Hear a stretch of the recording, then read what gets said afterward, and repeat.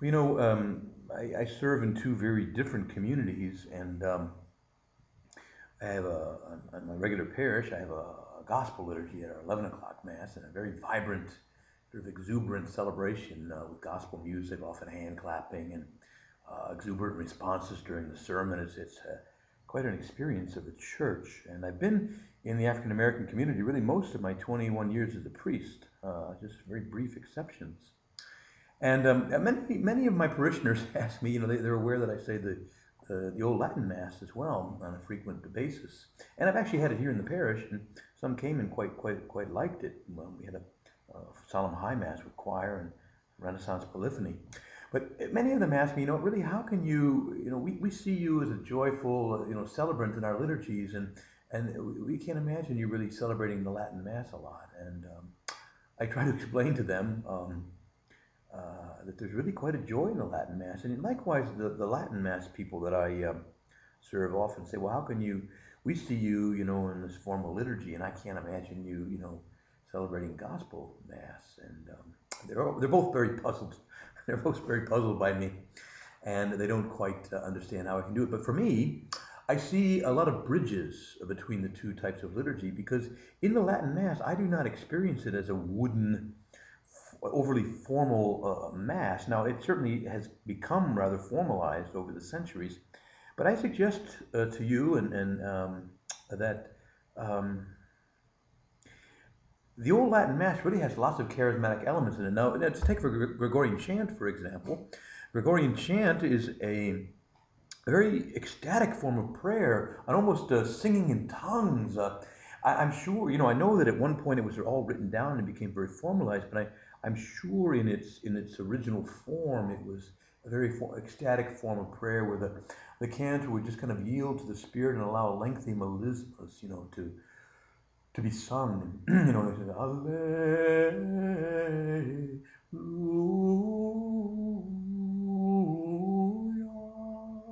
Ah, ah, ah, ah, ah, ah.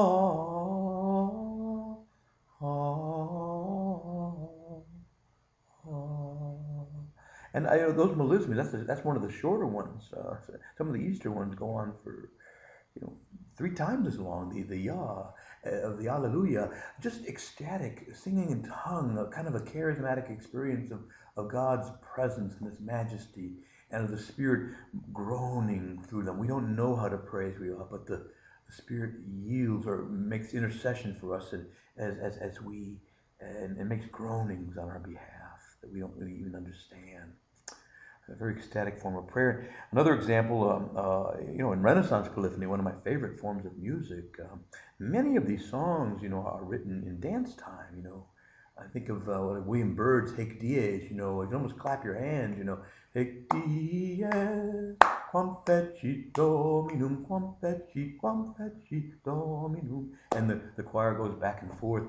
But it's a very joyful, almost toe tapping experience. And oh gosh, you go to the Gabrielis and there are four choirs in the four different parts of St. Mark's, all singing antiphonally, going back and forth, and Alleluia, Alleluia, just beautiful things. And I love the classical masses of Scarlatti and Mozart and Beethoven, and again, wonderful experiences, especially during the Gloria and the great end of the Credo, at Vitam Venturi Seculi in the choir, and just it's a magnificent ending. And Mozart's church sonatas, all of these are joyful and exuberant experiences of the liturgy.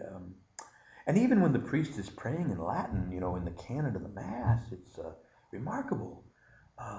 When I'm saying the canon of the Mass, Te igitur clementissime Pater per Jesum Christum Filium Tuum Dominum Nostrum, we come, the idea of we come before God and we humbly ask Him, a most loving and merciful Father, to we humbly ask Him to accept our gifts, our offerings, our holy and unblemished sacrifices. And later in the canon, these pointing gestures that have become signs of the crosses that we make over the elements. But originally, Jungmann and others say these were just pointing gestures of a kind of an ecstatic quality.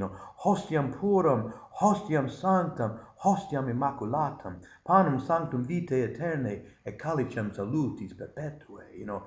An exuberant pointing and exciting joyfulness at the presence of the Lord in the sacraments before us. So I want to just conclude. I'm also mindful of some experiences back in my own parish. There's a type of singing. It's in the black community that I don't know if I'm using the proper term, but it's kind of a moaning more than a singing, but very similar to Gregorian chant. Because it comes from a similar experience of just the Spirit moving through them. But there is this, I won't do justice to it. I can't sing it well myself, but I've heard our cantor, sing the responsorial psalm or some other song, done made my vow to the Lord, and I never will turn back. I never, I will turn back. I will go, shall go and see what the end shall be. And it's not exactly Gregorian chant, it's in a slightly different mode, but it's very similar. So I guess what I'm saying is that my experience of the liturgy, there's more in common than we would think. I'm trying here to build bridges, between two communities that sort of don't understand each other and sometimes even feel threatened by each other.